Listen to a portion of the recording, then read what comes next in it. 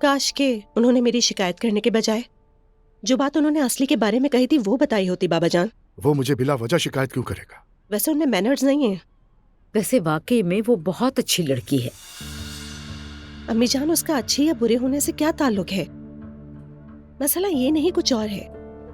سچ بات یہ ہے کہ لڑکی کو صرف اس کے لباس کی وجہ سے کہیں داخل نہ ہونے دینا ناانصافی ہے. بیٹی، ہو سکتا ہے ابو سعید کے کہنے کا طریقہ غلط ہو، رویہ بھی غلط ہو سکتا ہے. جب کسی کو کسی سے شکایت ہو تو وہ ایسے ہی بات کرتا ہے. کاش کہ وہ یہ بات پہلے بتا دیتا.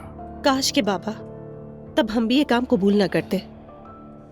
میں تو بہت زیادہ شرمندہ ہوں. تم کیوں شرمندہ ہو رہی ہو؟ تمہیں تو پتہ ہی نہیں تھا. تم اچھی طرح سے تو جانتی ہو نور بیٹی کہ وہ لوگ بہت قدامت پسند ہیں. بابا جان اللہ کے لیے کیا یہ پہلے سے اندازہ ہونے والی چیز ہے؟